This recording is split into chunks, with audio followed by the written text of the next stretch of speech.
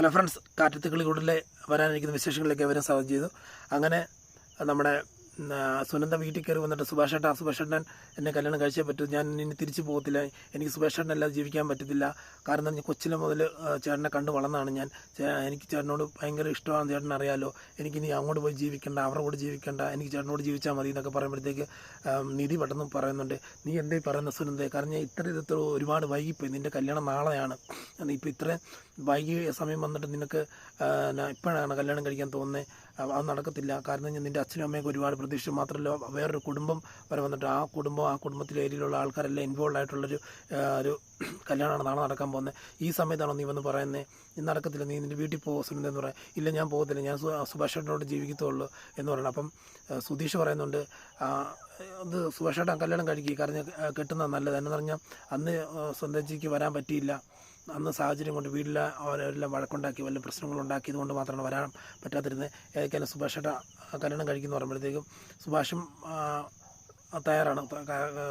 അപ്പം ഇപ്പം ഞാൻ എങ്ങനെയാണ് ഇപ്പം ഇതിനകത്ത് കല്യാണം കഴിക്കാൻ ഇറങ്ങുന്നതെന്ന് നോക്കുമ്പോഴത്തേക്ക് ഇപ്പം നമുക്ക് നാളെ അടുത്ത ദിവസം എങ്ങനെ ആക്കാമെന്ന് പറയുമ്പോഴത്തേക്ക് പറയും, ഇതിപ്പം ഇവിടെ വെച്ച് നടത്താൻ പറ്റും. കാര്യം എന്ന് പറഞ്ഞാൽ ഇതിനെ പൂജാമുറി ഉണ്ട്, അതായത് അവരുടെ അച്ഛൻ പറയുന്നുണ്ട്, ഇവിടെ പൂജാമുറിയുടെ അവിടെ വെച്ച് കല്യാണം നടത്താൻ, വേറൊന്നുമല്ല, തൂണിലും തുരുമ്പിലും എല്ലാം ദൈവം ഇരിക്കും എന്നല്ല പറയുന്നത്. അതുകൊണ്ട് ഇപ്പം തന്നെ കല്യാണം കഴിക്കുക. ഇപ്പം താലിയൊക്കെ എന്ന് പറയുമ്പോഴത്തേക്ക് സുധീഷ് പറയും, അന്ന് നിങ്ങൾ കല്യാണം കഴിക്കും എന്നുള്ളൊരു തോന്നലിൽ വെച്ച് ഞാൻ താലി മേടിച്ചിട്ടുണ്ടായിരുന്നു, ആ താലി ഞാൻ കളയാതെ വെച്ചിട്ടുണ്ടായിരുന്നു, ഇന്ന് ആ താലി എന്ന് പറഞ്ഞ് പിടിച്ചോ എന്ന് പറഞ്ഞു. അതുകൂടാതെ അകത്ത് വിളിച്ചുകൊണ്ട് പോയി സുഭാഷിന് ഡ്രസ്സൊക്കെ മാറ്റി കൊടുത്തിട്ട് പറയുന്നത്, പെട്ടെന്ന് പോയി താലി കിട്ടുമെന്നൊക്കെ പറഞ്ഞ് അങ്ങനെ ഒരു വെള്ള ഷർട്ടും വെള്ള മുണ്ടൊക്കെ കൊടുത്ത് സുഭാഷും ഇറങ്ങി വരണം. സുഭാഷ് ഇറങ്ങി വന്ന് അങ്ങനെ എല്ലാവരുടെ സന്തോഷത്തോടെ എല്ലാവരുടെ സമ്മതത്തോടെ എല്ലാവരും ചിരിച്ച് നിൽക്കുവാണ്.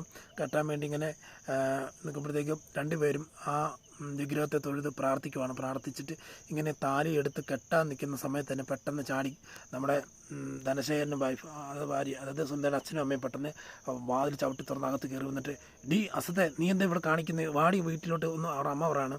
ഉടനെ അച്ഛൻ പറയണേ, സുനിത മോളെ, നിൻ്റെ കല്യാണം നാളെ വെച്ചിട്ട് നീ ഇവിടെ ഇങ്ങനെ നിൽക്കരുത്, ഇവിടെ വരരുത്, നീ കല്യാണം കഴിക്കരുത്, ഇവിടെ നീ താലി കെട്ടരുത്, നീ പോര്, ഞങ്ങളുടെ കൂടെ പോരെന്നൊക്കെ പറഞ്ഞ്, നടക്കത്തില്ല, ഞാൻ സുഭാഷേട്ടൻ്റെ കൂടെ ജീവിക്കത്തുള്ളൂ, എനിക്ക് സുഭാഷേട്ടനെ ഇല്ലാതെ പറ്റത്തില്ല എന്നൊക്കെ പറഞ്ഞുകൊണ്ട്, അല്ല മോളെ, എനിക്ക് ദയവ് ചെയ്ത് ഞങ്ങൾ പറയുന്ന കേക്ക്, നീ ഞങ്ങളോട് വാ, നിനക്ക് നല്ല ലൈഫുള്ളതാണ്, കാരണം നാളെ കല്യാണം വെച്ചിട്ട് ഞങ്ങൾ ചാകേണ്ടി വരും, നീ ദയവ് ചെയ്ത് നീ ഇവിടുന്ന് വാന്നൊക്കെ പറയുമ്പോഴത്തേക്ക്, ഇല്ല ഞാൻ വരത്തില്ല, എനിക്ക് നിങ്ങൾക്ക് നോക്കിയ ചെറുക്കനെ എനിക്ക് ഇഷ്ടമല്ല, അവനെനിക്ക് വേണ്ട, എനിക്ക് സുഭാഷേട്ടൻ മതി, എനിക്ക് സുഭാഷേട്ടൻ പണ്ട് മുതൽ ഇഷ്ടമാണ് എന്നൊക്കെ പറയുമ്പോഴത്തേക്ക്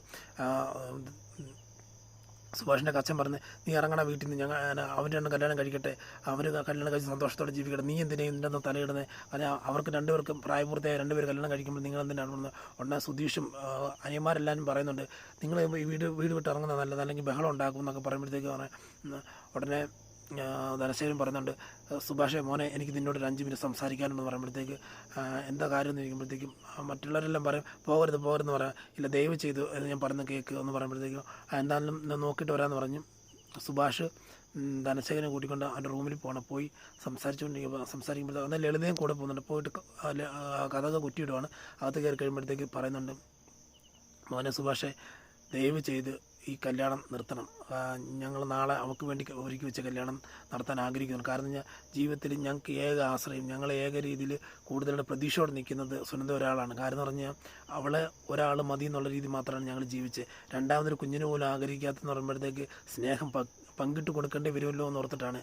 അത്രമാത്രം ഞങ്ങൾ അവളെ സ്നേഹിക്കുന്നുണ്ട്. ഇനി ദയവ് ചെയ്ത് അവളുടെ ജീവിതത്തിലേക്ക് നീ കടന്നു വരരുത്. കാരണം ഈ കല്യാണം നാളെ നടക്കാനിരിക്കുന്ന കല്യാണം നടന്നില്ല എന്നുണ്ടെങ്കിൽ ഞങ്ങൾ രണ്ടുപേരും ചാകും, ഉറപ്പായിട്ട് ചാകും, ഇനി ജീവിച്ചിരിക്കത്തില്ല. കാരണം അവളെ കൊച്ചിലെ മുതൽ ഞങ്ങൾ വളരെ നല്ല ആഡംബരത്തോടെ ജീവിപ്പിച്ചത്. കാരണം അത്ര രീതിയിൽ ഞാൻ എൻ്റെ ഗൾഫിൽ പോയി എൻ്റെ ഒരു നല്ലൊരു പ്രായം, നല്ലൊരു വർഷങ്ങളെല്ലാം അവിടെ ചിലവഴിച്ച് സമ്പാദിച്ച് അവൾക്ക് വേണ്ടി അവളെ അത്ര പൊന്നുപോലെ നോക്കി, രാജ്ഞിയെപ്പോലെ ഞങ്ങൾ നോക്കി വളർത്തിയതാണ്.